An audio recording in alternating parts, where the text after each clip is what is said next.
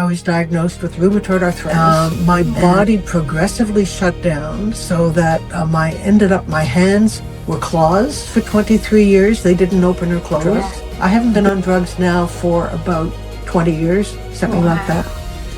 And then I've been teaching dowsing. I became a dowser and started teaching dowsing. And it allows me to come into that space where I feel like I can deeply connect with that energy. If you know something, then share it. Like, there's no place for embarrassment or modesty. I am a sovereign being. Whispers of the pendulum, a journey to go, guiding souls to realms where dreams convene. Hi there, it's Kelly here from Divine Alchemy Healing, and today I'm really excited and honoured actually to bring you an interview with Susan Collins, who is the past president of the Canadian Dowsing Society. She's an author of 9 books, and there may be more coming. She might tell us a little bit about that. She might not.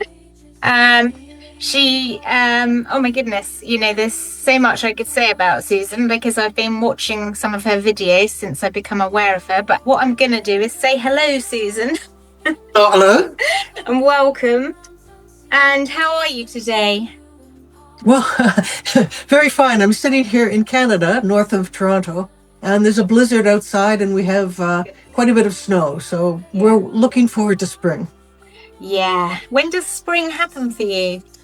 It's hard to say. Okay. In where I live, the first leaves on the trees do not come out until about the 4th of May. Oh, wow. So we have only 5 months of the year with leaves on the trees and 7 months where there's not. Oh my goodness. And the migrating birds just came back. So we saw our first robins and red-winged blackbirds and geese. So it's a country that makes us tough. Yeah, absolutely. There's something to be said for that as well, isn't there? Mm-hmm. I think having some resilience is a good thing in general, isn't it? Because it helps when challenges occur, which they do in life. The UK has a bit of a funny climate, but nothing compared to Canada, obviously. But we do have, this year in particular, it's felt like a very long winter because it's been very wet. But generally, by now we're starting to see signs of spring, and we've had a couple of nice days, which has been lovely. But how did you, what led you, should I say, into dowsing in the first place? Did anything in particular make you pick up a pendulum, or what happened? Well, I think, like many people, I came to dowsing under duress. Some people come under emotional duress or psychic duress or physical. And for me, I have to say, I was clairsentient all my life. So as a child, I couldn't really see them, but I could feel beings around me. And in my day growing up, nobody talked about this. But I hate to say it, my family would tease me and make me cry. So just as a little child, there was no explanation. So I was afraid of the dark until I was 45 years old because I knew something was out there. Yeah. But what really brought me into dowsing when I was 29, I was always a very healthy person physically. Yeah. But when I was 29, I was diagnosed with rheumatoid arthritis, and it came on really fast. April 15th, 1980 something. I can't even remember. Wow. Yeah. And then it came on that fast. I knew the day that it came on and why, right? So I made the rounds of all the medical doctors and ended up on methotrexate, prednisone, diclofenac, chloroquine. My body progressively shut down so that my hands were claws for 23 years. They didn't open or close. Yeah. Very limited mobility in my knees. Everything with rheumatoid, your joints go, the shoulders, the hands, the knee. It was the big drugs. And I tried every therapy, regular, normal, quote unquote, therapy there was. And I finally ended up just going to the library and just starting to read books. And I found a book on dowsing written coincidentally by the president of the British Society of Dowsers. Can't remember the title in this moment. Yeah. But they talked about earth energies energies on the planet that could make you sick. So I thought, well, let's try this. I tried everything else. So I took a little course and working with a pendulum, and it was there is a saying, and I often say it: when you hear the truth, you will remember it. So for me, when I picked up the pendulum and the other dosing tools, it was like I remembered how to use the stuff. Yeah. And my dosing teacher at the time, I mean, I hate to say it, but she said, "Oh, nobody can come in that fast," and implied that I was faking this Right. with the universe. And it's like, well, and this if you pay attention, to mass consciousness and to the things people say, if it's not the truth, you recognize that and you ignore it. But the point is to access one's own memory, one's own heart, one's truth, one's gut, and then just follow through with things that are working for you. Even if they don't work for everybody else, they work for you. So that was the beginning. And it took, I think it took 5 years to get off the drugs. I haven't been on drugs now for about 20 years, something like that. That's amazing. And then I've been teaching dosing. I became a doser and started teaching dosing, working with people about 25 years ago. So that's the quick story of how I got into it. I love it. I mean, I've got this thing, and I've had health issues, and I've always said that they bring you gifts that you wouldn't have maybe come across if you hadn't had that issue, or you hadn't have ended up doing or experiencing that thing. You wouldn't have got to do this thing. And, that's one of those stories, isn't it? It's like it had such a big impact on your life that it's become your life now. It has been overcoming it. And I say now, like, I would never, people think it's cool, to be a medium or to be able to access other dimensions. It is, it's actually, without training, it's horrible because one is opened up to all kinds of things that are out there. People don't talk about it. And where do you go for help? So part of my mission now is that, as I've been doing this for so many years, is to help people safely and accurately navigate their way through the other dimensions. And that's where dosing has led me. That's amazing. And you said to me earlier before we came on that anyone who would like a copy of your dowsing protocol, they can go to your website, can't they?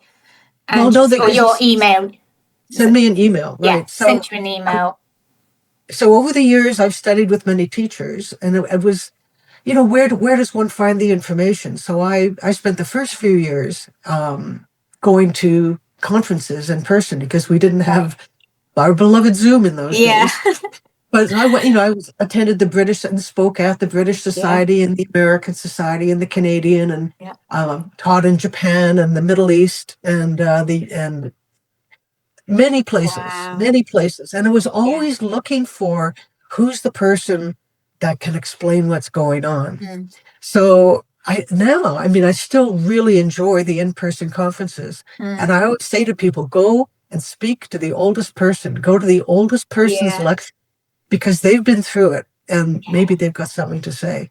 So I think that's true. So now I'm one of the older ones in the crowd. Carrying but anyway, wisdom. We can't be shy about who we are and what we know at this point. Like, there's no place for embarrassment or modesty. If you know something, then share it. That's the thing. So the dosing protocol is what we're just chatting about. It's a 2-page PDF, and if you send me an email with protocol in the subject line, susan@dowser.ca, then I will send you that. And over the years, it's been translated into different languages. So it's in French and German, Japanese, Chinese, Swahili. Oh my goodness. Seriously. German. So people, thank God we have the technology we do to reach around the world. So, and thank you. It's my clients who have just translated, the classic English one. I've also developed a Muslim version and a Bible version because, oh my goodness. So just to make it comfortable for people, depending on dosing is not based in religion, and you don't even have to be spiritual. for me, it's science. Yeah. But many people feel most comfortable dowsing in the name of their highest spiritual tradition. Yeah. So I'm very comfortable with that. Yeah. And when I teach with different people, then I ask, well, how do you refer to God or the divine source or creator, or, what is your favorite terminology? And then we try to comfortably teach within that context. Yeah, and that's going to make them feel so much better and confident in it as well, isn't it? Because you're shifting it to allow it to be that for that person, and meaningful if they're, like I work with a lot of guides, and Metatron, Archangel Metatron was the one that actually sort of came in and said about dowsing. So when I'm doing dowsing, I'll often ask him to be present because he was the first one that talked to me about it, but I'll also use, source or creator or whatever, as long as whatever it feels meaningful and connect, like it allows me to come into that space where I feel like I can deeply connect with that energy. So that's so lovely to hear. And oh, go on. If one is not Christian, then talking about angels isn't, doesn't go anywhere. No, that's fine. I think some of my clients occasionally look at me they're like, who? Who, what? Yeah. And some of let's just tell everyone as well, you're going to be in the British Society Dowsers Symposium, which is, I'm just going to write this, 16th of May, and it's on Zoom. So anyone can join from wherever they are. We're definitely thinking about doing this because there's you. Oh, wonderful. We've already interviewed Tim Walter, actually. But loads of interesting guests. But when I saw you on it, I was like, oh, I definitely want I want to be there to experience that. And it's sort of nice, isn't it, having something that you can watch from home wherever you are around the world. In your pajamas. Yeah. Are you looking forward to that? Oh, very much so. I'm deeply, deeply honored to be asked to participate in. It's the first time the British Society, as I understand it, have done a Zoom. I've spoken in person there a couple of times over the many years. Yeah. And that was fun as well. I think back in the day, I talked about aliens and I talked about how to douse a water well. Yeah. This year, I'm talking about reverse aging. And using myself as an example, because at 29, when I was diagnosed with rheumatoid arthritis and became so crippled, I raised my two children with splints on my hands, and when the kids were little, like 1.5 and 3.5, I would be lying on the bed and they would play on me. They'd play on top of me, and my motivation was I did not want to be the mother on the couch. Cool. So it's like for who are we doing this for? So for me, it was for the sake of my children. I asked to be healthy. Wow. And this is a key component in self-healing and healing, is that when we ask, oh, please heal me. And I asked for that for years. Once I got into the dosing, I said, dear God, please heal me. Yeah. It only really started producing healing and health was when I said, dear God, please heal me so I can be of service to others. And for me, it was my children at the beginning. Yeah. Wow, that's profound as well, isn't it? I love that. The service component. Yeah. If we ask for things selfishly for ourselves, it doesn't work as well. Yeah. I have many words to say about it, but there's a native expression I've heard, and it's with the first sip of water in the morning. Yeah.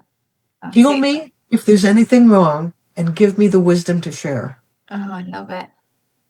So it's not saying there's anything wrong with me. Heal me if there's anything wrong, because when we say, for example, heal me from, and then name our disease, we're actually kind of reinforcing the disease. Yeah. People say, how's your you're acknowledging it, aren't you? Yeah, and promoting it. How's your cancer? Like, people will say that. How's your, horrible thing that's going on? And the people say, there's a hospital up in a town close to me, and they were building a cancer center. And there was a huge banner on the on the hospital. Oh gosh. You could see from the highway, and it said Your Future Cancer Center. Oh my And God. oh my God. Yeah. And neuro-linguistic programming, which I think you're familiar Yeah. with. I am. The words we use Yeah. are created. We manifest what we Yeah. say. So heal me if there's anything wrong, and give me Love the that. wisdom to share. So not just for me, but help me so I can help others. And that has been the real back in the day, maybe 20 years ago, before I started really traveling. I set my intention, dear God, and I say, dear God, it's really just aligning. We can define God a little in a minute or two. Yeah. But I said, dear God, here's what I want. I want to teach dowsing, travel the world, and make money. Yeah. And this is me still sitting there fairly crippled. And within 3 months, I was on an airplane to the Middle East and teach dowsing over there. And I was, honestly, it was just after the Iraq War. And I, oh my goodness, should I go and do that? Yeah. Should I fly into that? But if you set your intention and something is offered back, and this was much bigger than I ever thought, if it's offered back, then you better do it. Or don't bother asking again. No. That's, I love that though. I think, there is, I've noticed also, like with my guides, sometimes not so much now because my dog's quite old, but when I used to go out walking very early in the morning and I used to get ideas, I'd ask for, what would be the best thing for me to be teaching people at the moment. And most of them, I will go with and run with and start writing something. But occasionally one would sort of pass me by because maybe I'd come home and got distracted and I forgot to sit down and write it or whatever. And then it's gone. That idea is just not there. I can't tune back into it. And then someone else is doing it a couple of weeks later. Yes. Right. Oh, yeah, they got that one. That's fine. I'm not begrudging at all, but it's interesting, isn't it? Mm-hmm. But I love that about the water as well, Susan, because I know you do stuff with water. You've got a ceremonial name, haven't you? Well, I do. Thank you. Yeah. My late colleague, White Eagle, gave me the name in ceremony of Water Woman, Carrier of the Sacred Water. Wow. And when one receives a native name, it is important to use it, to respect it. Yeah. And this is a gift. And I am not Native, and I'm not Métis, which is a blend of Native or Indian. We call them First Nations, Natives, First Peoples. One must show respect for the culture, and I am not Native. I am not Métis. However, I have been given a Native ceremonial name, and that's not even ceremonial. No, it's my name. Yeah. And I do douse water wells. Wow. And again, this is something I teach. And something that makes me sad, I have all these books and all the courses and all the workshops, and we try to pass this information on, particularly with dousing water. And people are afraid to do it, it seems. That's interesting. They're afraid, because if you get it wrong, it's very expensive. Right. Call it, you call the spot, you put a flag in the place where a driller comes in, hugely expensive. Yeah. And then if it's not right, then everybody's angry. Yeah. So you've got to have confidence. One does. Yeah. And one of the ways I do it, and I've got a book on how to douse a water well, what a dowser needs to know, because most the language and the terminology and, all the stuff, gallons per minute, etc. The normal person doesn't know that. No. Also, when city people go to the country and buy a house with a well, they don't even know what to ask. They just think they can turn on the tap and have a shower and flush the toilet and run the dishwasher. Yeah. And you can't do that. Wow. Anyway, but it's respect for the water. Yeah. And it's one of the most primal things when I go on the land and you have to go completely blank, basically, so you can hear the elements. You hear the earth, you hear the water, all these things. And just to it's a mind meld, if you will. It's a melding of consciousness. And that's kind of hard to do without training, which is why I have the protocol that I'm willing to share with folks. Amazing.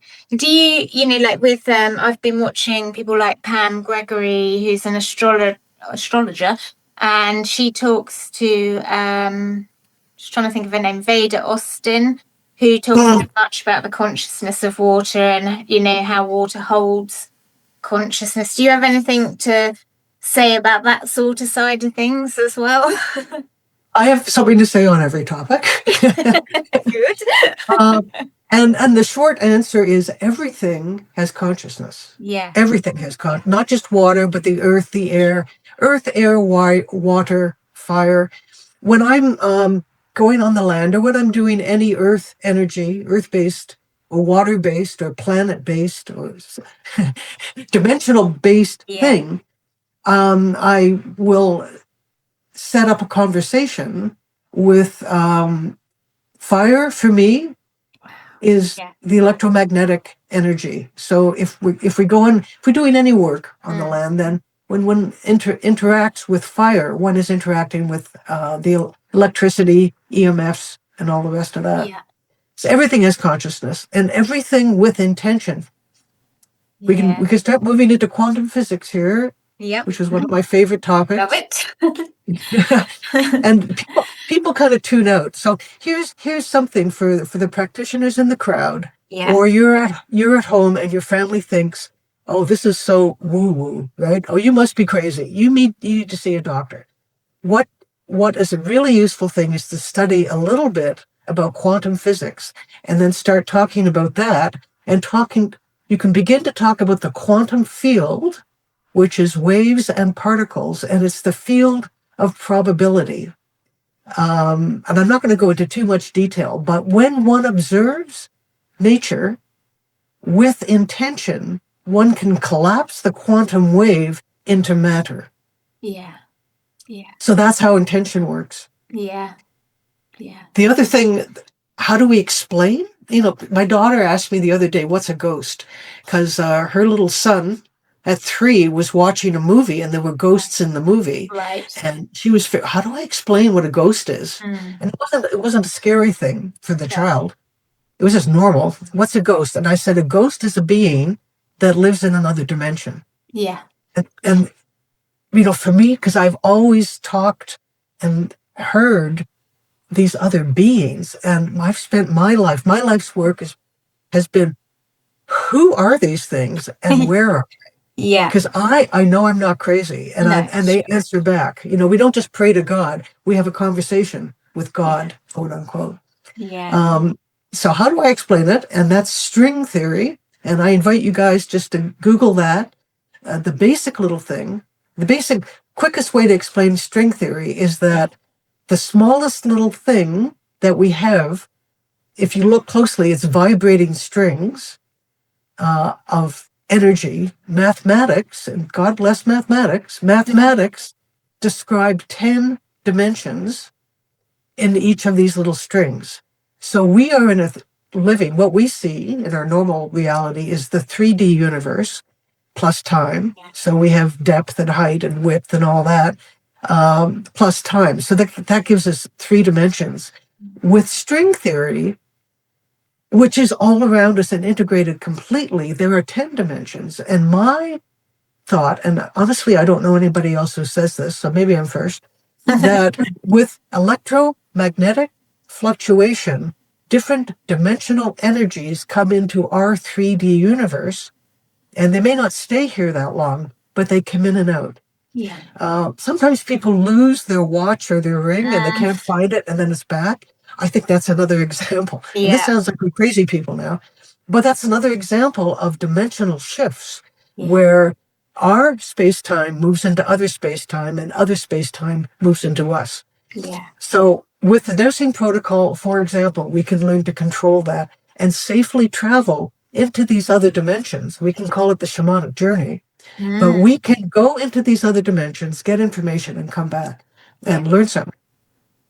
That is fascinating. And what brilliant explanation as well, because it makes it feel, you know, I love it's not logic per se, but it feels like, oh yeah, anyone can understand that, can't they?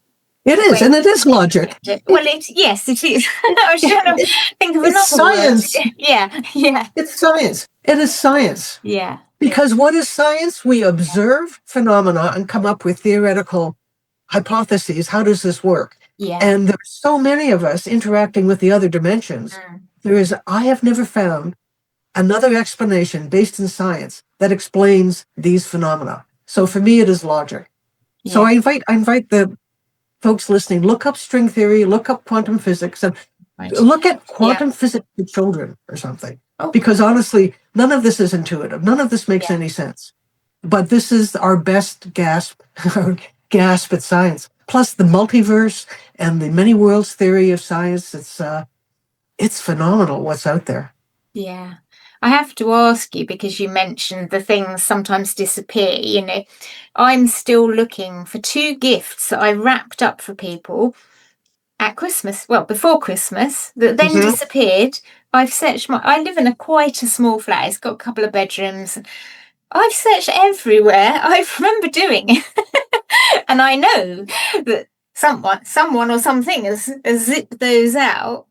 And funny enough, they're both the same thing. They're both a set of really nice candles that are like natural oils in them and stuff. Part of me thinks I'd be able to sniff them out somewhere. Have you got your pendulum handy? I've got a pendulum handy, as always. Yep.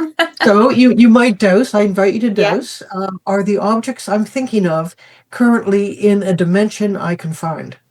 Are the objects? Well, that's a no for me. Okay, so they're in a different dimension. Yeah. So then, Can you bring them back?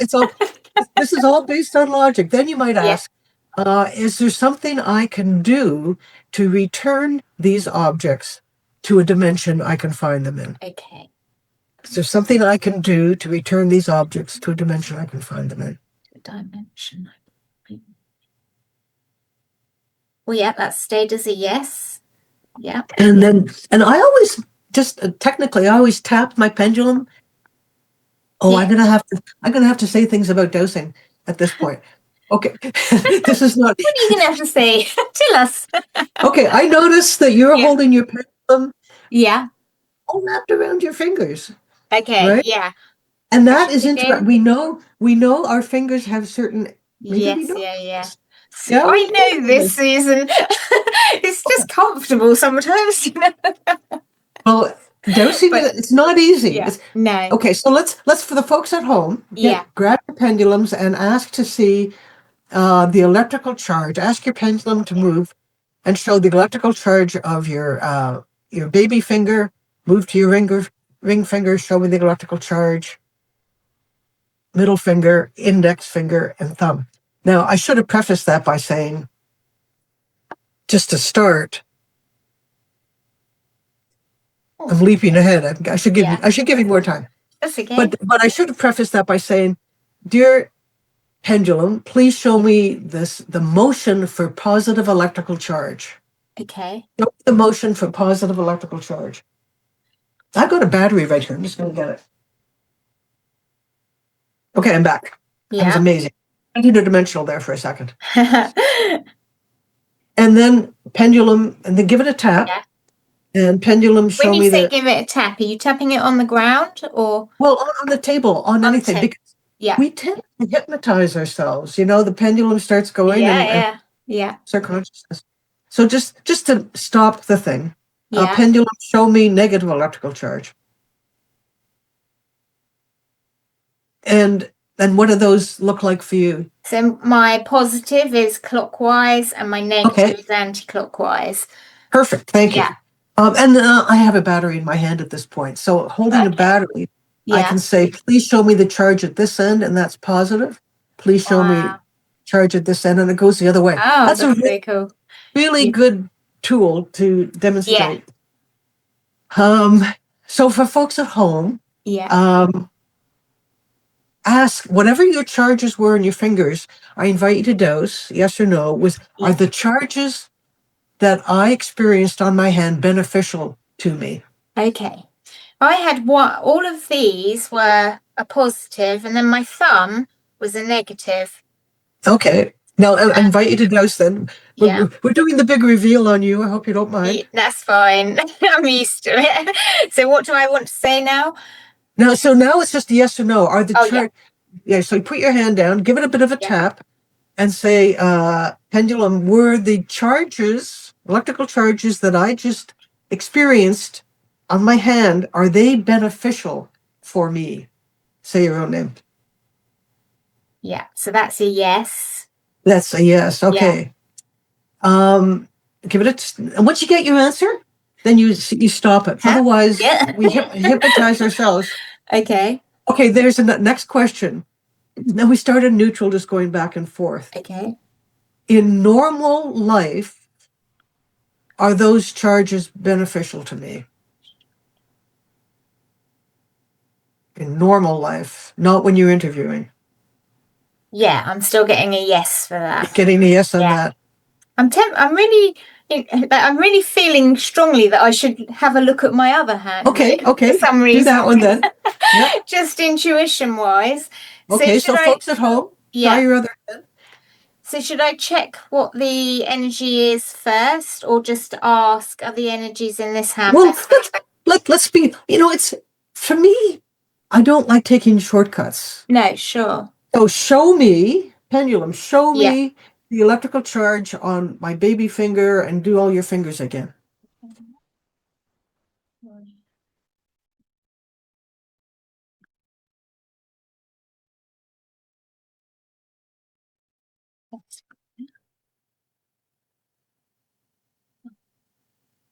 I'll see all of those. Oh, hang on.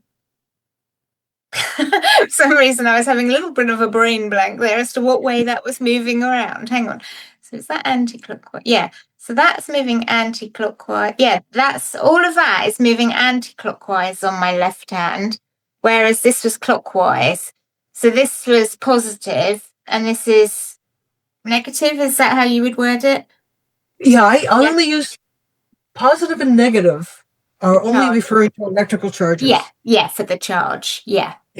Sometimes people talk about negative, just a sidebar, people talk about negative energy as a bad thing. If you ask to remove all the negative energy from your body, you upset your polarity and you go completely out of whack. So beneficial to me, non-beneficial to me, or your cat or your dog or whatever. Yeah. So you're finding that one hand is all positive charge and the other hand is all electrical charge. Yeah. And then that's beneficial for you. Let's ask if this. So shall I ask if this hand is beneficial? Because that one was. Okay. Yeah. Yep. Is it beneficial for me, say your own name, to have the electrical charge that I have just discovered? Well, see, see, on that side, it's saying no. That side's saying no. Yeah. Okay. So this is a diagnostic. Okay, then put your pendulum down. Sorry. Tap it down. Yeah. Once you get your answer, you put it down. Yeah. So this is a very personal reading. And one can say there's no right or wrong. There are averages. But I find energy workers, let's say a massage therapist or Reiki or any place where you're using energy, that your body's electromagnetic signatures may be different when you are working on a client, for example, or whatever you do, than when you're just like being a normal person going grocery shopping. So people can get into trouble if, we talk about opening and closing. So let's say you're doing an energy healing or whatever you do. Yeah. You would open that and then your body, we become the avatars. Yeah. So as the avatar for healing, then certain electrical magnetic charges will be occurring in our bodies. But when that's done and we go back to cleaning toilets, whatever we're doing, we want to close that door and just go back into normal, into normal human stuff. Yeah.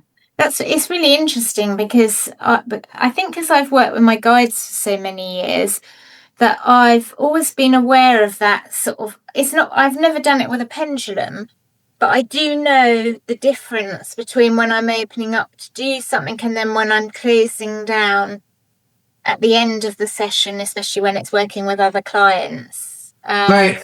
I really feel that as a truth that happens. And I think I don't know whether I even think it consciously or whether I just know it to be, and then it is that because I know it's that sort of thing, but it's really interesting. Mm-hmm. So you're an experienced practitioner and your instincts are probably supporting you. Yeah. People run into trouble when they're starting out with deviceless dowsing. So they're just using their hands and assuming things.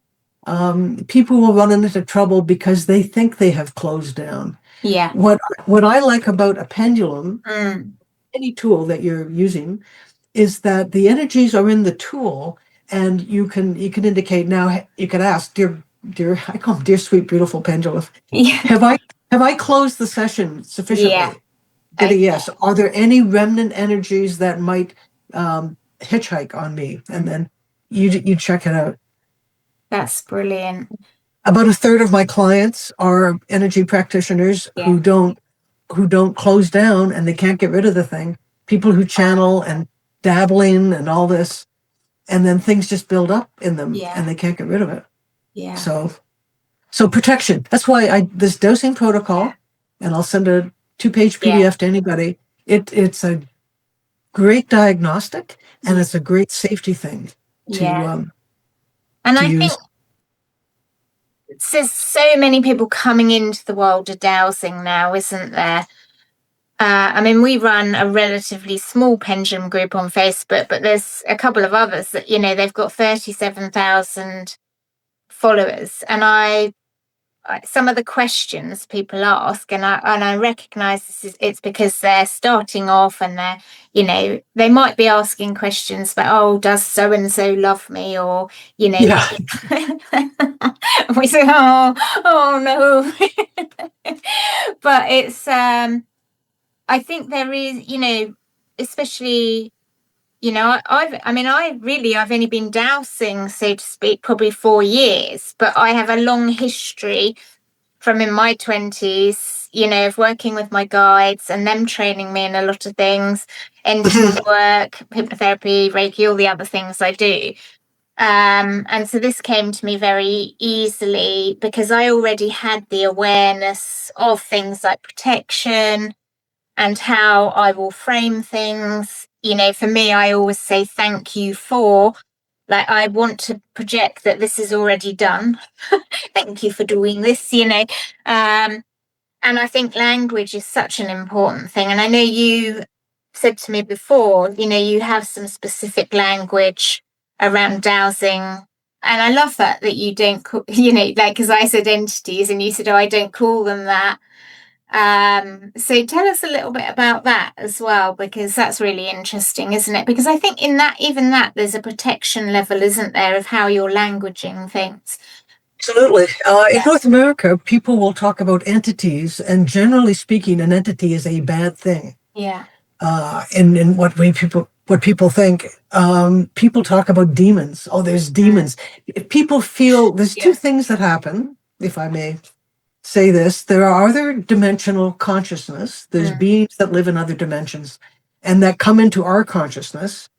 Some of them are beneficial to humans. Some are non-beneficial to humans. Again, I don't use negative. Negative. They're beneficial to humans or non-beneficial to humans. And depending on your client, maybe you're working on a dog or a cat or yourself, is it beneficial to specific? Or for an experienced energy practitioner, they may be able to handle a higher charge, if you will. But anyway, what I have found is these, and I don't use the word ghosts or aliens for the most part. I call them extra consciousness. I just call them EC, extra conscious EC. And then I will use a plus minus chart, which you guys may have seen. Oh, yeah. Yeah. And I will ask, and I'll say on average, I'll start with, are there extra consciousness in this person's field? Get a yes or no. Are there extra conscious if you get a no on that, it may be that the extra consciousness have just kind of skedaddled. Yeah, they hopped When you out. ask, Yeah. they're very clever. There's a lot of very clever trickster energies. So I will ask, on average, you can say on the average of the last week or 5 years or whatever, are there extra consciousness in this person's field? I love that. Yes or no? Yeah. And then you would take your plus minus chart and you would ask how many. Please swing to the line and number. Or you that represents the first number, the second number, the third number, if there are. Or you can chunk it. Please, are there more than 0 to 5, 5 to 10, 10 to 15, whatever works. And then I generally ask if they're willing to communicate with me. And the trickster energies they're always trying to ramp up. So they'll say no if they're afraid of me and know that I can give them the boot, as we might say here, so move them on. Or if it's actually, they're lost souls. I do use that phrase. If something is truly lost and wants help, they'll communicate. So instead of saying demons, I did work with a client the other day, and she was convinced these things were demons around her.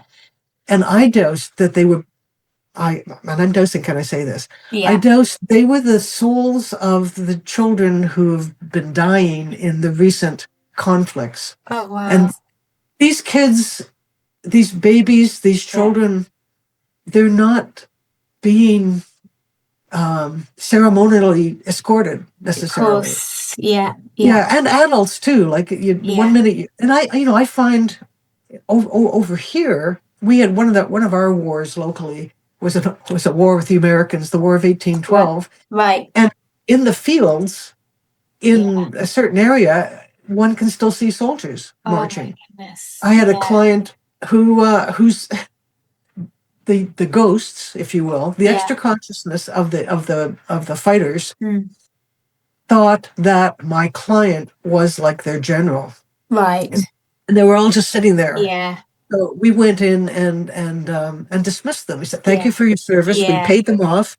We completed their journey. So quite often we just have to complete the journey for these things. Yeah. So don't assume No. that they are demons or entities or out to get you. I thought everything was out to get me, honestly, until I was much older. And then I thought, no, you know what? They're coming to me. They can see me. They can see us. They come to the sensitive people because we shine with a certain light. I know. Yeah. And then they're hanging around, and it's like, well, what do I have to do? Yeah. And then they start getting agitated, and you get poltergeist activity and things moving. And you might poke. Yeah, we're here. You lost a couple of objects. I invite you to dose if you want to. Is it true that I can that if there's a certain service I perform, energies that are lost, that they will assist in returning my objects, something like that? Okay, is it true that if I can help some lost souls, that they will assist me in retrieving these objects? Yeah, that's a yes. And you get a yes, Yeah. So they start yelling at us, and it creates fear. Oh my God, there's something in my room. It's like, well, yes, if you just said, and this is what I do. I see you there. Can I help you? Yeah. I just treat them all like I see you there. Can I help you? Yeah. It's very interesting. I had a bit of initiation by fire within what I know as entities, but it's interesting about the word entities. Because one of my trainings I did, which was in EFT tapping, they use the word entities to describe it. Like you could say a corporation is an entity of sorts, like a bank is an entity, a hospital is an entity, and it helped me shift my perspective around entities, because my first experiences were a bit frightening for me, because I'd always been like you. I was frightened of the dark literally until about 4 years ago, and that came through my dog needing wheeze at night time and me having to go outside. Like, all right, I can do it. I'm a big girl now. And suddenly it became okay, and I was like, oh, I don't need to be frightened anymore, but Exactly. nighttime was when they used to come and hang around to Yeah, try and and get my attention, Exactly. And I was told when I was in my 20s by a spiritualist person, don't engage with them overnight because it sort of opens the door to them waking you up and stuff, which in some Yeah. ways I do need my sleep. I will not be happy if people are starting to put and poke, but I make them make appointments. yes. So when Yeah. I'm working, things will come in, Yeah. that aren't part of the thing, and I'll say, well, and I can't deal with you now, but I'll deal with you today at 3:00, Wow. for example. So I love that. it's an appointment. So I come out of a corporate world. So for me, Yes. we're sitting in a boardroom and we have our spirit team and we have different beings that come in and out with a certain knowledge. And, somebody, like in business, you don't just barge into somebody's meeting. But you say, take it, make an appointment. My people will talk to your people. Oh my God. But then you have to be sure that you do give that time. Yeah. And what a wonderful way to have a boundary with it as well, isn't it? Boundaries are so important. Yeah.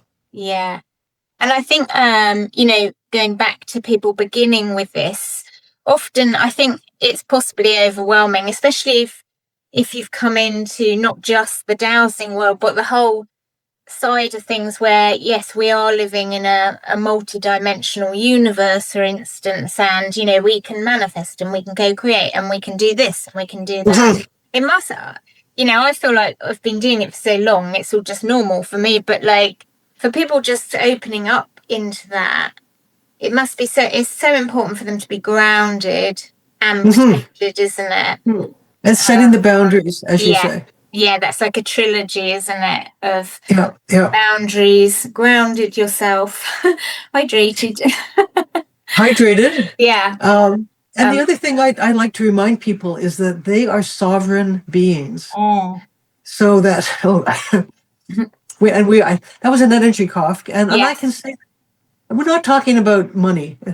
A sovereign. I don't know if you in the UK still talking about sovereigns or not. Sovereigns. Yeah.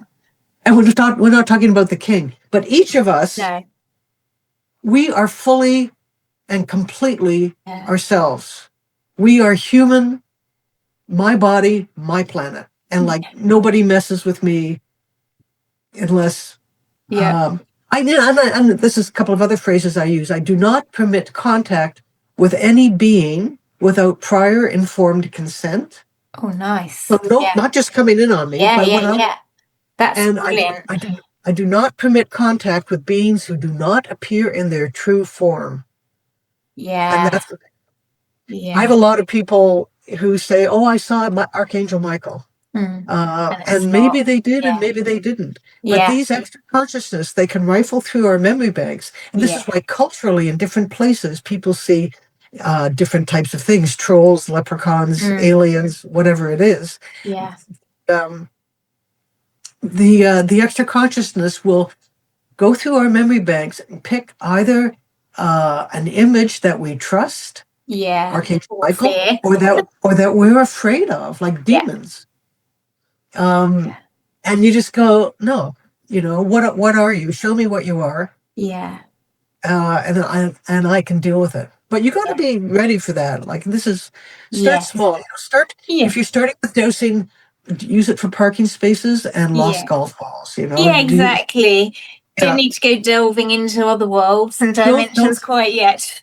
Don't start there. Start with go to the grocery store. Is this food healthy for my family? Yeah. And giving yourself some grace, I think also, for some self-healing is a perfect thing to start with, isn't it?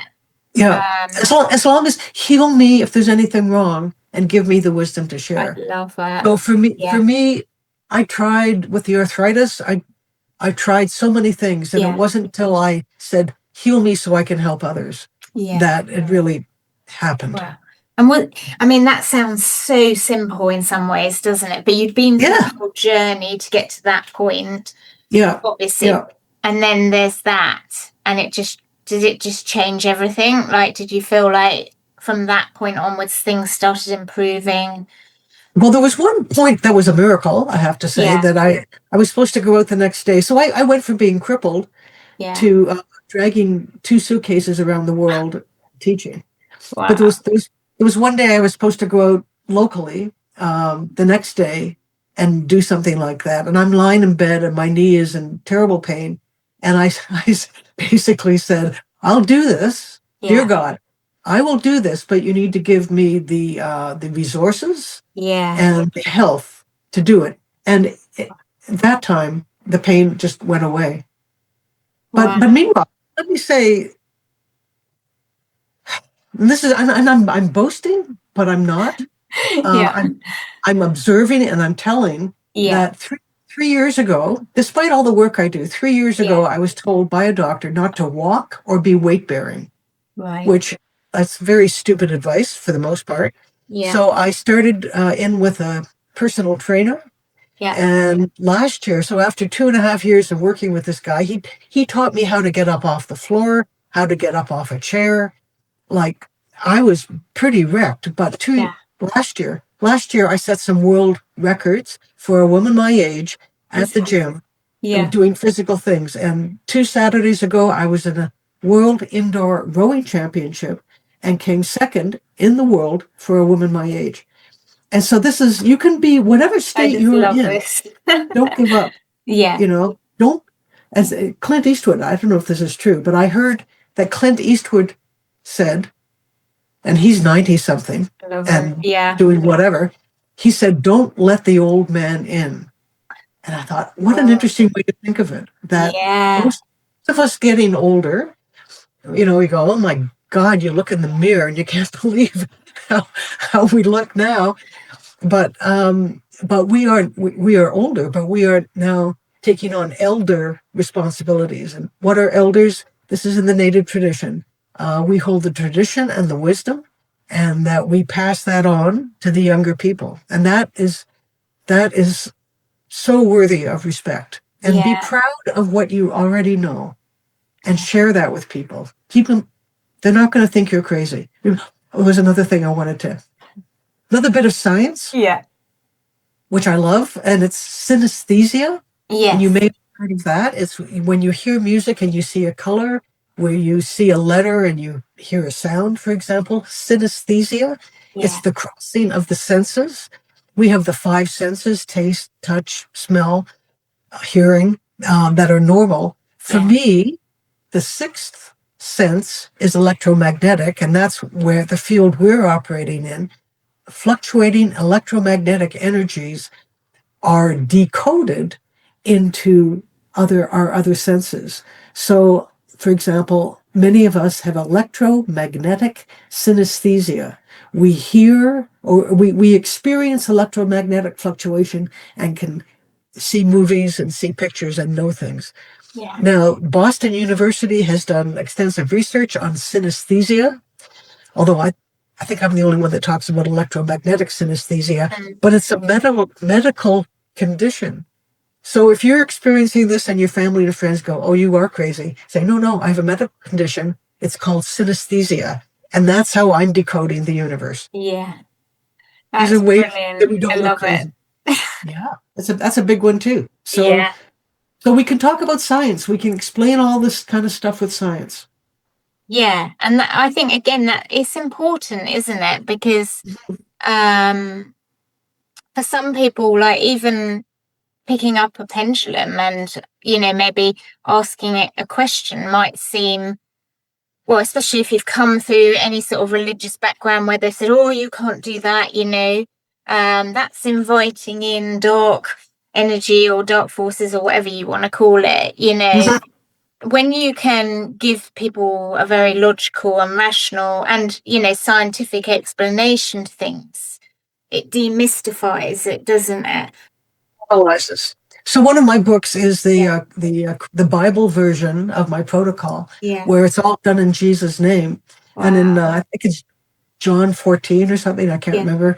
Jesus says, those of you who come after will do this and more. So we have permission from Jesus. Yeah. And there's miracles. They talk about angels in the Bible. It's all full of angels. Of course they do. Yeah. So this is just normal. If you read the Bible, like we're just yeah, we're living it, living it more than some Christians, we're living aren't we? and Moses hits a rock with his stick, Yes. water comes out. So, Yeah. and let's do Christian stuff here. The 23rd Psalm, I always wondered, I grew up a Christian. My rod and my staff, they comfort me. And I always thought, what, a walking staff, what is the rod? And it occurred to me, it's the dowsing rod. This is they call it the rod of Aaron or something. I'm not sure. Yes, that rings. Yeah, something like that.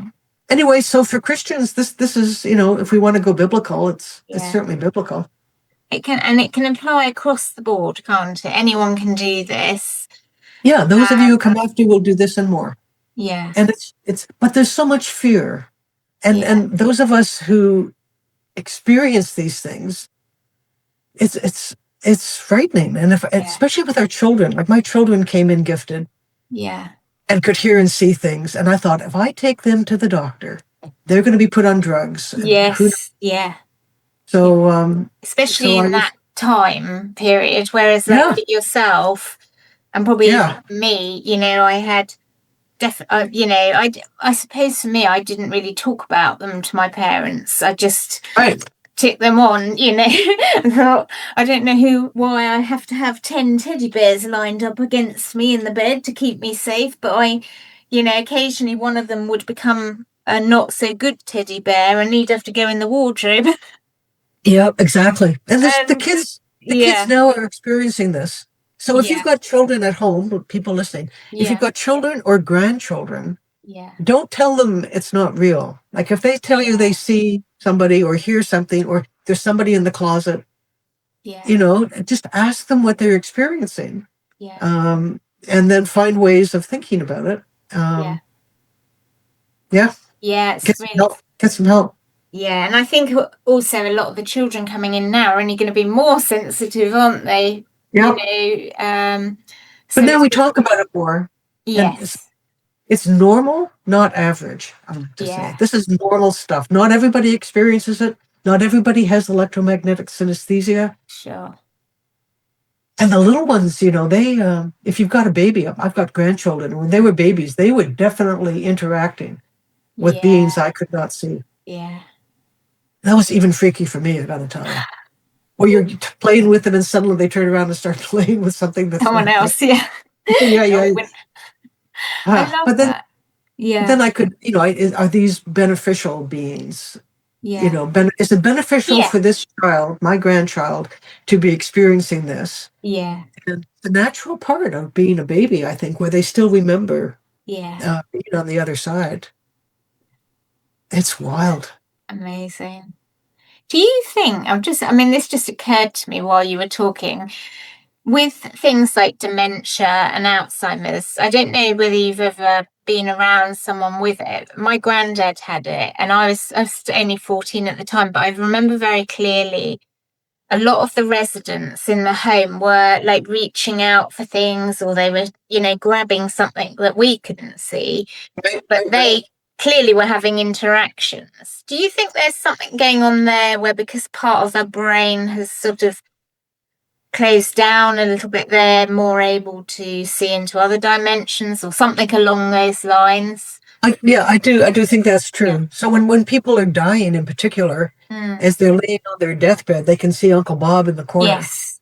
So instead of saying, "Oh, there's nobody there," you say, "Well, what does Uncle Bob say?" Yeah. How does he look? Yeah. How's that going? Yeah. Treat it as if it's real, especially for a child. If I have to tell a little story about a child ghost bust I did, where the parents got in touch. The child was about 5 years old. The parents got in touch, and we discussed similar to what we're talking about now. And I gave the mother, because the mother is the most powerful, I gave the mother kind of the words to say, and she did. The next day, the parents got in touch with me again, and they said, we went downstairs, and the little girl was crying, and they said, why are you crying? And she said, my friends just left. And they said, how long have they been there? And she said, all my life. Oh, gosh. Oh, yeah. And the parents suspected something, but not to that extent. Yeah. Yeah. So whether it's an older person with dementia or a young child who says there's a monster in the cupboard, ask them more about it. When my son was 6, he told me, so, he said, Mommy, I hear voices asking me to come and play with them. Right. It was full on horror. With my daughter, she goes down the basement and all the toys start moving around. Oh my All goodness. this stuff. Yeah. It's like, these horror movies are built on Yeah. something. But I said to my son, well, if there is something there, it's just jealous of you, but you're stronger than it is. Just tell it to go away. Yeah. And so he did that, and it went away. Wow. And honestly, I couldn't believe it. Yeah. So this is why the sovereign being, my son trusted me. He said, oh, I just have to tell them to leave. Yeah. He told them to leave, and they left. Cool. But then as he got older, they were exposed to more training. Yeah. And they were able to do more things. Yeah. But anyway, enough about them. That's amazing, though. I mean, when I was a child, and actually I was probably a bit old by this time. I was probably between 12 and 14. And when I had to go to bed, I had this whole routine of I'd turn the lights on, run up the stairs, rush into my bedroom, throw the door open just in case there's someone behind it, look under the bed, smash the curtains, and then quickly check in the wardrobe. Yeah. Because I could feel something in there. Yeah, exactly. And It's my mum and horrible. dad, bless them, they didn't have a clue what to do about this mad child that they've got. Who thinks there's, something sitting behind the curtains. But I could feel it, Exactly. And then a bit later on, they'd bought a pub. And so there was the odd night where they were running it and they didn't get back home till midnight. By this time I was probably 15 or 16, but I could always hear, if I was downstairs, I could hear voices upstairs. And if I was upstairs, I could hear them downstairs. And they reminded me recently, they said, when we used to get home, we'd find you sitting in the bed and you had a can of hairspray in one hand and a knife in the other. And we could never work out what it was that you were because there was no one there or anything. The neighbours were always keeping an eye out as well, But obviously I was picking up on energy, but no one would tell me at that age what, even to say just go away would have been a blessing in disguise. Right. This is an important message you can share now, because there are kids out there exactly like that. Yeah. And if you can get that information out, that would be huge. Yeah. No, it's amazing, isn't it? And, even by you mentioning it on here, that's going to go out to a whole load of people, and they'll tell a whole load of people, and they'll tell a whole load of people. So it, it keeps going, doesn't it? One hopes. Yeah. Do you want to show us your opening and closing dowsing? Was that what we were going to do? We were going to do an opening and closing dowsing protocol. Well, before we came on, we did talk about how important it is to have an opening to keep one safe. And I did one before we started, and Kelly also did one before we started.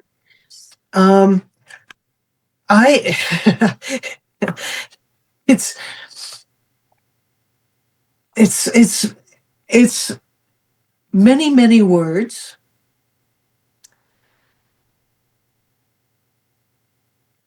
And I can do it in a short form. I'll just do it in a short form. I'll join in with you. Okay, thank you. And folks at home can do it also. So first off, find your yes. And I have my darling Kelly. You got this tree over here. Yeah. So folks, I do recommend that you like it like that. Okay. I might just pick a smaller pendulum, because I know my arm's going to start aching. I know, we can't hold it up. So normally when I dowse, the pendulum is in the center line of my body and between.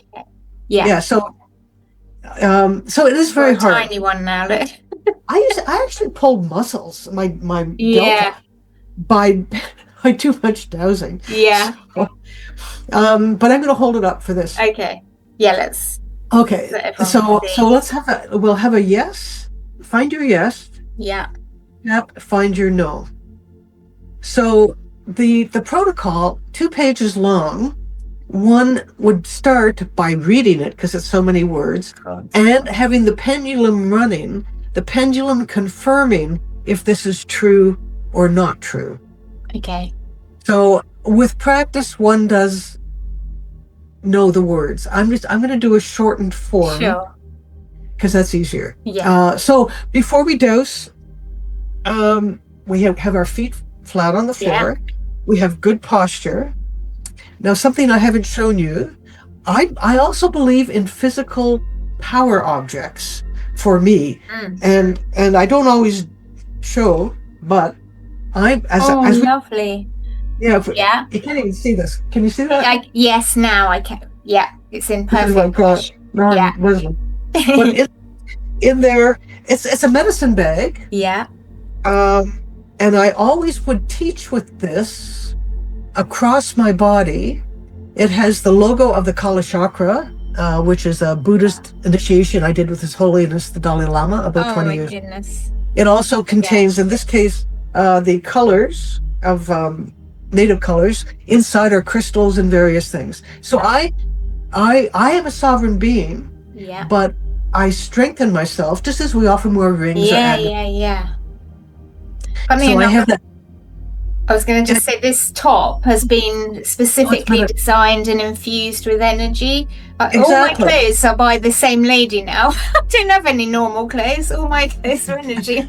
No, these are normal clothes, not average, but normal. Yeah. And I have to say, during times I've felt under psychic attack, I will sleep with this thing over my thymus. Yeah. Because as you mentioned, nighttime can be a scary time. And a phrase, just talking again about psychic protection, like we need short forms for this too, in addition to the big protocol. But I was taught by one of my teachers to say, I am love, I am light, I am absolute truth in its purest form. Right. And kind of do that over and over. That's like a little, I am love, I am light, I am absolute truth in its purest form. And as we know, where there is light, there can be no dark. And just having a physical object can make one feel. But the protocol I use, I say in the name of God, but I always ask the person, what is your highest spiritual tradition, creator, divine source? Yeah. My psi with changing brainwave states. I say I ask to connect with my human body systems. And I'm going to keep interrupting myself to explain why I use human. I used to just say I asked to connect with my human body. And this is something I'm talking about with on International Dowsing Day on May 3rd, on International Dowsing Day Facebook page. Also at the British Society Symposium in the spring on May 16th. Perfect. I get those in. Yep. I'm going to write down May 3rd as well. I didn't know that was Dowsing Day.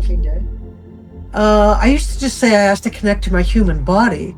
And then I realized, I knew this, but I put it together, that the human microbiome contains more non-human cells than human cells. Our mitochondria are not human. When we only connect with our human body, we are ignoring the whole microbiome.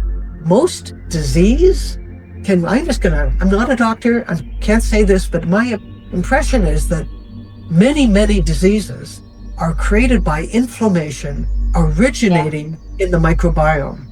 Yeah. So if people dose, I've got parasites, I've got fungus, I've got viruses, single cell organisms. Of course you do. It's a symbiotic relationship. So when people say, I've got parasites, and they do a detox, it can completely mess up your microbiome. So we say, dear, sweet, beautiful microbiome. And half the microbiome they don't know what it is. It's the dark matter. The universe is dark matter. The microbiome is dark matter. Yeah. So we acknowledge that there are non-human pieces to our human body. Cool. So we ask to connect to our human body systems for our good. We ask to connect with the intelligent and beneficial energies of nature. We ask to connect with the divine source. Individually, we ask to connect with our spirit teams, whatever that looks like. I got a strong, and the amplitude of the swing. That's my yes. We ask to connect with our spirit teams. Further, I ask to connect with beneficial beings in resonance with me and the divine source who can assist me now and at all times gather accurate information to make good decisions, to take appropriate actions that result in successful ongoing outcomes. So thinking about that corporate boardroom, there's you, there's your spirit team, and then incoming are various sorts of beneficial beings to assist on the project that you've got. Okay, step 3, Creator, forgive me. I forgive myself. I forgive all those who've harmed me. I release them from my body, minds, and spirits. I ask all those who I have harmed to release me. If you get a no on any of these things, it just means you've got some work to do. Yeah.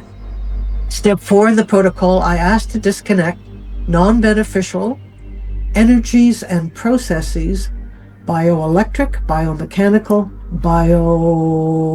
biochemical, electric, mechanical. Disconnect bioelectric, chemical, mechanical processes. And that right there, that's most diseases you're getting rid of. It's the whole body is just in black. Disconnect non-beneficial energies and processes from every aspect of my being, physical, mental, spiritual, emotional, energetic, in all dimensions, time frames, realities, and frequencies. You probably got a good spin going. Yeah. Disconnect further on step 4 of the protocol. Disconnect all non-beneficial energies and processes, known, unknown, hidden, secret, stealth, disguised, residual, fractal, fluctuating, reversed, ionic. Disconnect non-beneficial psychic cords and quantum connections. Disconnect non-beneficial cellular memories and energy triggers on an ongoing basis for myself and in my territory as appropriate. And I don't know if you saw that change direction there. Step 5, maximize beneficial energies and processes. So we are all guided in our thoughts, actions, memories, words, beliefs, deeds, all aspects of our being to be in resonance with the divine source so we can identify, create, and maintain ongoing successful outcomes. Boom. Wow. That's amazing. I love that. I should have prefaced, I should have asked people first, but people can rewind. Yeah. Show me my yes, tap, show me my no, tap, show me my disconnecting motion, removing, disconnect. For many people, that's anti-clockwise. Same as no. Yeah. And then show me my maximizing motion. And for many people, that is the same as the yes. Sure. So I apologize for saying so many words so quickly. No, it's lovely. But it felt very powerful as well. Well, and we have a whole timeline of people on here also. Yeah. So it's all dimensions, all timelines, all frequencies. It goes into the past, present, and future. I love it. And I thank all my teachers who I've studied with over all these years for helping me develop that. And it's, I stand on their shoulders. Yeah. So thank you. And we thank you, Susan, because that was amazing. And, all the people behind you as well. Well, thank you. But they're not behind you really, but they are, you know what we mean. Well, they're the teachers. The teachers, and many of them are dead. And when I work, I will sometimes call on my teachers, my dead teachers, to assist. And some come and some don't. And it's normal. This kind of interdimensional communication is normal, not average. But those of us blessed with electromagnetic synesthesia and understanding that the dimensions flow through string theory, quantum physics is our best possible science that we have that explains the universe. We're just on the leading edge of the ship. Yeah. Tell me, I've got these 9 of your books written down here. The one that I'm definitely going to buy next in my book list of things is the Get Healthy with Dowsing, because that resonates with me. Does that have more stuff about the microbiome and things like that in it? Absolutely. So that's the book there. It's available on Amazon in people's home country. It's so expensive to mail, but if you've got Prime, you can get it, in Australia or Japan or anywhere. Yeah. I will link your Amazon page on the bottom of our interview so people can look and they'll be able to see all your books. Good. It's the series is called The Complete Guide to Dowsing, and there's 9 books on there. Yeah. And it's water wells, it's feng shui, it's orbs. Dowsing that works. Dowsing that works. Triage. So many, and this is what we are meant to do as teachers, as I have learned something working with people, I have taught workshops, and then after teaching the workshop a bunch of times, then I write it down, codify it, and make it so that anybody can follow these steps and do it. So I love a book that's got that in it as well, you know, your steps to do things. Yeah, I try to be as logical as possible. You know? And you've also got workshops available on your website, haven't you? Yeah, so in the COVID times, we couldn't meet anymore. So I was a techie long before techies existed. I started doing my Zoom workshops in August of 2020. Yeah. And so if you go to my website under courses, there's I think 8 or 9 different 3-hour workshops. Yeah. There's also some mini workshops of an hour each. Yeah. But it's if you're just starting out or you want to get the method and the protocol, the dowsing boot camp is where you start. True. And that gives you the language and the tools. And then just choose whether it's orbs, aliens, or past, souls. I love it. Yeah. Yeah, because is this you've got a book called Bridge Matter with Spirit as well. That sounds very intriguing. Can you tell us about that? Well, that was the first book I wrote. Right. And that was like 20 years ago. Wow. And I needed it to make money to travel to California. I'd been invited to speak at a conference in California. And, and as a professional, we do this. It's a paid service, but I didn't have the money at that point. So I wrote this book. It's 190 pages, I think, something like that. And I put in what I knew. I've updated it. Yeah. It's like the whole,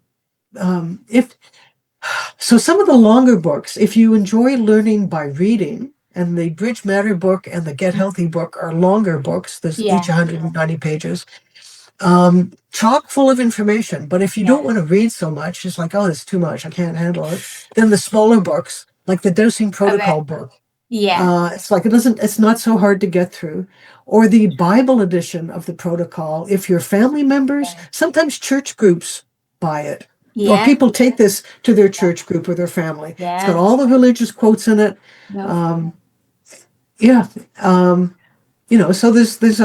So it's all on Amazon, and you can read a few pages. And I think some of them are on Kindle also, if you prefer that. Yes, I saw that. I'm a book person, personally. I like to have a hard copy of things. Because I like to put a lot of charts in, and Kindle, for me, you can't flip back and forth. And the information is quite dense, honestly. Yeah, I think having it in book form, especially this sort of thing, I'm sure Kindles are great for a novel or something like that. Yeah. But for me, I like a nice hard copy of something. Yeah, and you can write in the margin. Yeah, and you can flip back and forward, exactly, and, find whatever protocol you want, or look what chart you need. So that makes sense. So I urge people to have a look at Susan's Amazon page, have a look at her website as well, which is up on the screen, look, dowser.ca. That's such a funny for us, because we always have www and all this long thing, and you've just got dowser.ca, which is perfect. We know it's a www. Yeah, that's right. Yeah. Is there anything you'd like to share with us before we wrap this up? Well, thank you for allowing me to come and allowing me to say all these things. I want to remind people this is a normal ability that we have. Not everybody has it. That there are other people, you're not alone. And even though some things may have happened that you can't explain or make you feel uncomfortable, find community. So there's the British Society of Dowsers. Start there. Look on Kelly's websites, etc., to find people that you can talk to. You are not alone, and you're not crazy. And the services that we can give, I mean, this is the path to self-healing, is by helping other people. Yeah. So just put that, help your children. As one of my teachers, Many Horses, would say, leave beautiful footprints for your children to follow. Oh, and that's what we try to do. Yeah. I definitely agree. Some of my clients have given me my biggest learnings. Oh, yes. Particularly cases where I probably wouldn't have gone. And also, Oh, yes. I'm overwhelmed by their honesty to come in and the vulnerability to be able to share what they're sharing as well. Yeah. But amazing. Exactly. Oh, thank you so much, Susan. I really hope you'll come thank you. back because I loved having you. I've really Thank you. enjoyed. I mean, I feel like I've just been sitting there gazing, watching your energy and absorbing thank as you. much of it as I could all the way through. Obviously, let's just recap. You're speaking for the British Society of Dowsers on the 16th of May. Everything's by Zoom, so they've got various people talking and I guess workshops and stuff going through the day.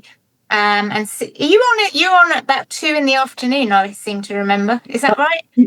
UK time, but yes, it's a big world. Yeah. I think it's 10 o'clock Eastern. It would be 7 a.m. Pacific. Wow. Okay. I teach in Japan too. It's a 13-hour time difference. Wow. So I teach live. I taught a workshop at 7 a.m. my time. Right. The other day. 8 p.m. for them. So that's amazing. Yeah. Is there a big thing in Japan with dowsing? Yes. Yeah. Yes. The dowsing, Kato-san, Nobu Kato.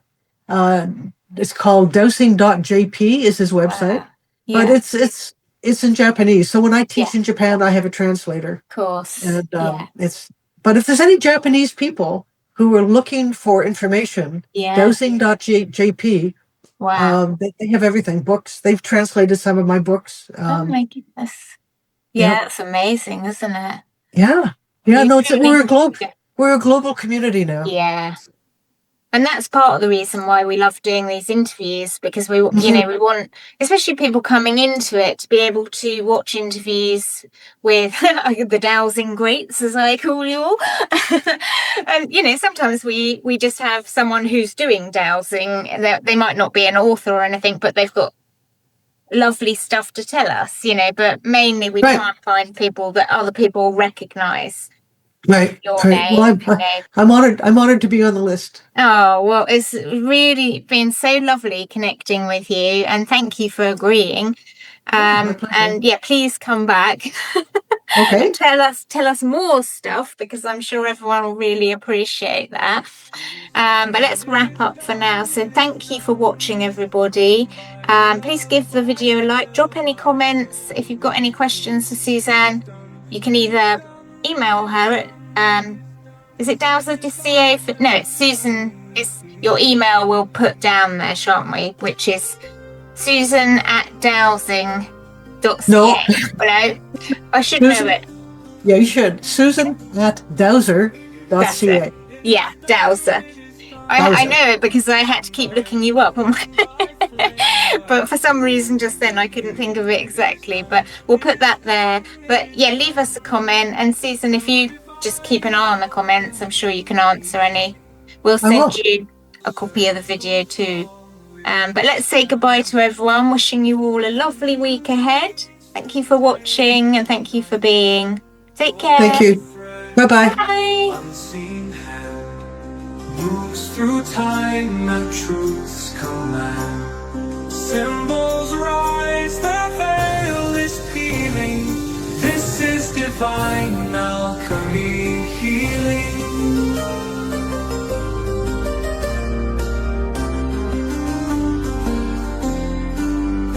It is done, it is done, it is done.